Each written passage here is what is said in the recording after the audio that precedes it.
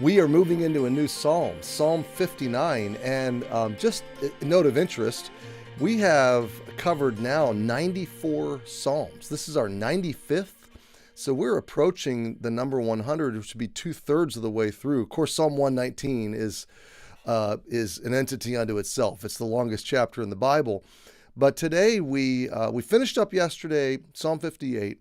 We're going to start Psalm 59, and I'm going to send you into your weekend. And I hope you'll pray for a great weekend at Emmanuel. We continue our study of the book of John.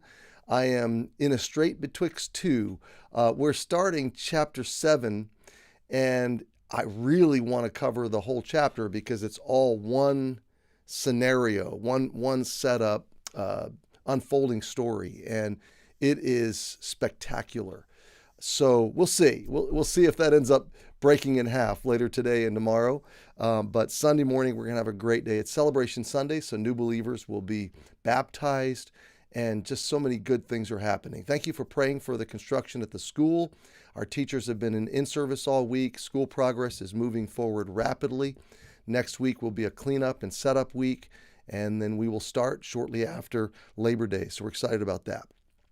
Well, join me in Psalm 59. I want to tell you a little bit about the scenario behind the psalm, and then I want to read it together and then let you go into your Friday.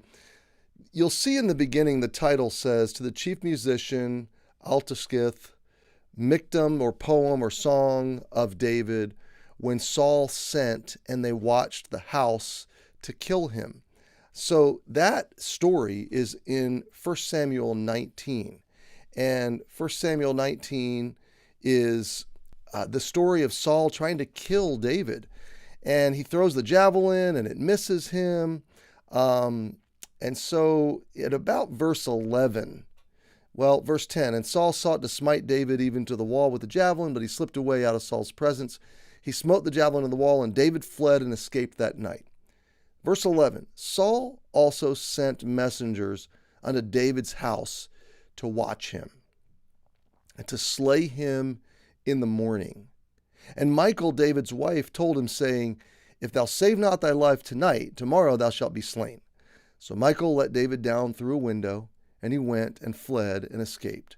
And Michal took an image and laid it in the bed." She made she stuffed the bed to look like David was laying in it, and put a pillow of goat's hair for his bolster, and covered it with cloth. And when Saul sent messengers to take David, she said, "He is sick." And Saul sent the messengers again to see David, saying, "Bring him up to me in the bed, that I may slay him." And when the messengers were come in, behold, there was an image in the bed, with a pillow of goat's hair for his bolster. And Saul said unto Michal, "Why hast thou deceived me so, and sent away mine enemy, that he is escaped?" And Michal answered Saul, "He said unto me, Let me go, why should I kill thee?" So he threatened my life. I'm telling you, this is a thriller happening right here in ancient Israel, where David is fighting for his life, and his wife, Saul's daughter, helps him to escape. Now that's the scenario, and this likely went on for some time as they began to study David's movements and his habits and plot out the right way and the right time to kill him. So maybe it was several days in the making. I'm not really sure, but during this time, David knows that there's a contract out on him. He knows there are people watching him. He hears them. He sees them. He understands what's going on.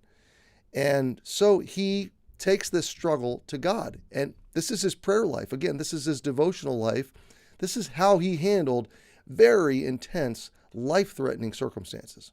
So with that understanding, knowing that David is sleeping very light, knowing that he's being watched, stalked, hunted, and any moment a trap could be sprung. What does he say? How does he sit down and spend time with God? Look at what he says. Psalm 59, verse 1. "Deliver me from mine enemies, O my God. Defend me from them that rise up against me. Deliver me from the workers of iniquity, and save me from bloody men. For lo, they lie in wait for my soul. The mighty are gathered against me, not for my transgression, nor for my sin, O Lord. They run and prepare themselves without my fault. Awake to help me, and behold. Thou therefore, O Lord God of hosts, the God of Israel, awake to visit all the heathen. Be not merciful to any wicked transgressors. Selah.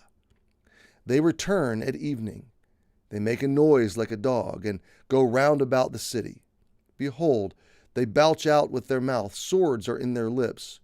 For who, say they, doth hear? But thou, O Lord, shalt laugh at them. Thou shalt have all the heathen in derision. Because of his strength I will wait upon thee, for God is my defense.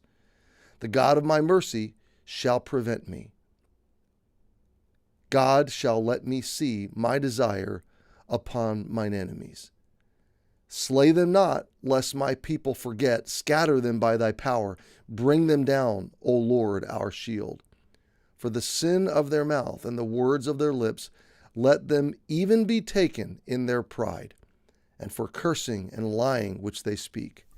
Consume them in wrath. Consume them, that they may not be.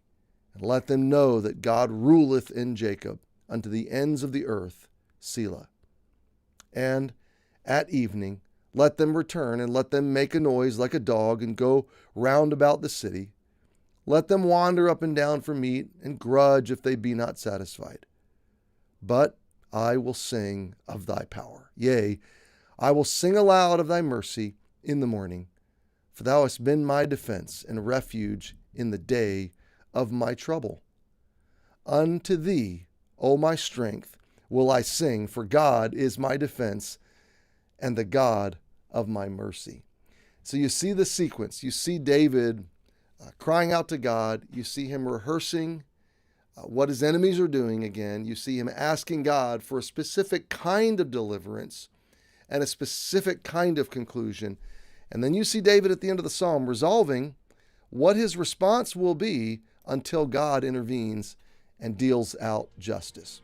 What a great example we see again, over and over, David running to God in the time of his calamity, in the time of his sorrow. So do that right now if you're dealing with difficulty in your life. Happy Friday. I hope to see you Sunday. If not, we'll pick it up on Monday in Psalm 59.